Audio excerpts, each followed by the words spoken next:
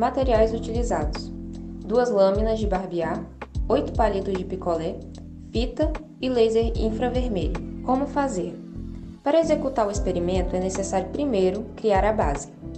Para a base do experimento, nós iremos montar com os palitos de picolé uma estrutura, onde os palitos serão alocados em dupla da seguinte maneira: 2 duplas de palitos ficarão por baixo na horizontal e 2 outras ficarão em cima, na vertical, de modo que fique um espaço pequeno no meio. Conforme você monta a estrutura, utilize a fita para fixar cada pedaço. Com as lâminas de barbear, ponha elas em cima da estrutura, no meio do espaço vazio, de forma em que o lado de corte delas aponte para o meio do vazio. Inclusive, é muito importante que o vazio seja parcialmente tampado pelas lâminas e que sobre apenas um pequeno feixe, ou melhor dizendo, uma fenda.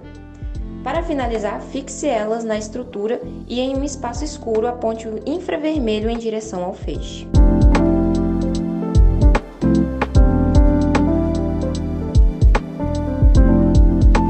Explicação. Para explicar o experimento, é de suma importância entender sobre a luz. Na física, consideramos que a luz é uma partícula e ao mesmo tempo uma onda. Em teoria, essa hipótese beira o impossível, mas mesmo assim ela funciona. No experimento, o que fazemos é jogar um feixe de luz por um pequeno espaço. Isso define que, como partícula, a luz seguirá o caminho e direção retilínea, com pequenas variações e pontos bem definidos no espaço. Entretanto, ao apontarmos o infravermelho para a fenda, ele irá criar um padrão de interferência. Isso significa que a luz, no seu destino final, terá pequenas falhas entre uma concentração de luz e outra. Isso ocorre porque a luz, como onda, sofre interferência das outras ondas que compõem esse feixe de luz, criando uma interferência entre elas e fazendo com que a área da intensidade da luz seja alterada. Esse experimento é ainda mais evidente com 2 fendas, já que há um conflito entre os físicos sobre a percepção da luz. Com 2 fendas, a luz, quando pode assumir 2 formas, como partícula ou como onda, tal fator só será determinado pelo observador, pois, ao analisarmos apenas o destino final, veremos o padrão de interferência. Porém, ao olharmos para a fenda, veremos no destino final apenas 2 fendas. E isso determina que, no simples fato de olhar para a partícula, nós interferimos no padrão dela de agir.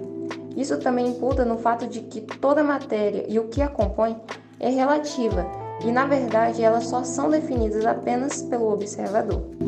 Questão número 9. O comprimento de onda da luz está relacionado de forma inversa à quantidade de energia que ela carrega, ou seja, quanto maior a energia, menor é o comprimento de onda da luz.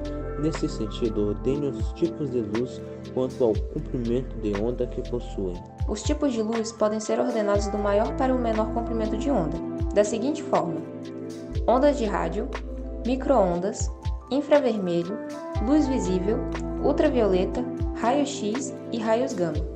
Nesse caso, os raios gama têm o menor comprimento de onda e, portanto, possuem a maior quantidade de energia, enquanto as ondas de rádio têm o maior comprimento de onda e a menor quantidade de energia.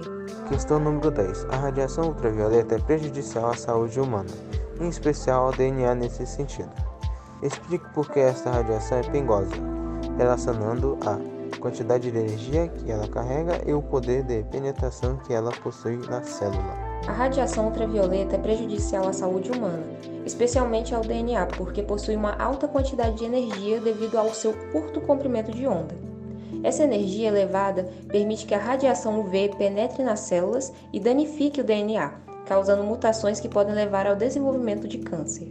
Além disso, a radiação UV é suficientemente penetrante para afetar a pele e outras camadas externas do corpo, o que aumenta o risco de danos celulares e problemas de saúde. Questão número 11. O que é radioatividade? Radioatividade é o processo pela qual núcleos atômicos instáveis se desintegram espontaneamente, liberando energia na forma de radiação. Essa radiação pode ser emitida como partículas alfa e beta, ou ondas eletromagnéticas, como raios gama, à medida que o núcleo busca alcançar um estado mais estável.